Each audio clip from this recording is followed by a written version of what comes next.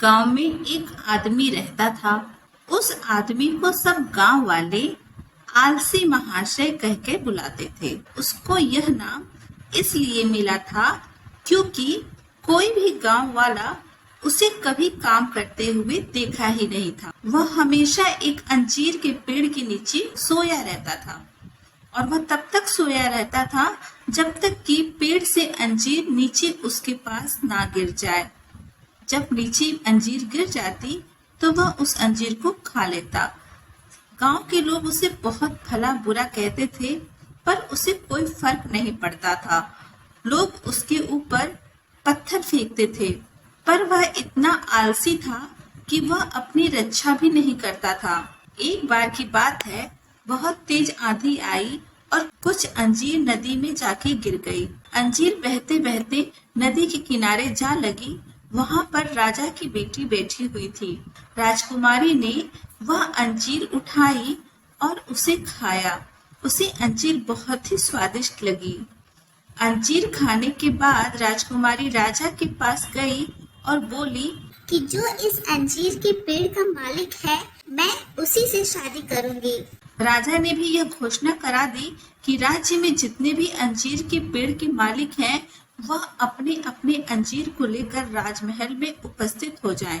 राजकुमारी ने सभी अंजीरों को चखा, पर उसे वह अंजीर नहीं मिला जो उसने नदी किनारे खाया था। राजा ने कहा, क्या कोई ऐसा व्यक्ति है जो अंजीर के पेड़ का मालिक है पर वह राजमहल में उपस्थित नहीं हुआ है?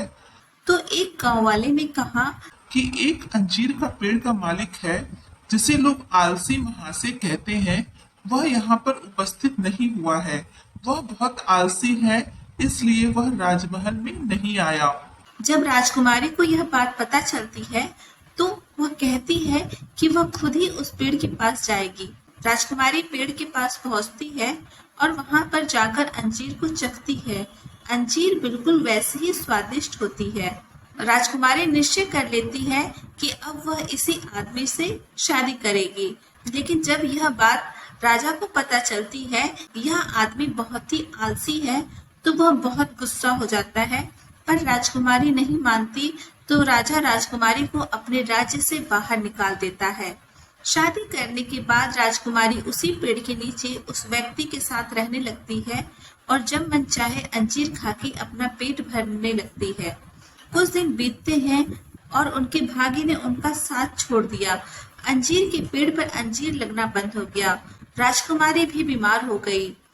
आलसी महाशय को कुछ अच्छा नहीं लग रहा था। अब उसे राजकुमारी से प्यार जो हो गया था, उसने सोचा कि अब उसे कुछ करना पड़ेगा, क्योंकि इस जिंदगी में उसकी पत्नी के अलावा किसी ने भी उसका ख्याल नहीं रखा। सुख दुख के साथी थी, इसलिए राजकुमारी उसकी सुख दुख के साथी थी। इसलिए उसने तय किया कि राजकुमारी की तबीयत को ठीक करने के लिए और उसकी खुशी के लिए वह मेहनत करेगा। उसने खुदाई की और कुछ अंजीर के बीज बो दिए। उसकी मेहनत रंग लाई और कुछ दिनों में अंजीर के पेड़ पर फल लगना शुरू हो गया। फिर वह उन अंजीर के फलों को बाजार में ले जाकर के बेच देता है, जिसकी उसे अच्छी कीमत मिलती है। उसके पास बहुत धन हो गया और उसकी सेवा से उसकी पत्नी भी अब ठीक हो गई।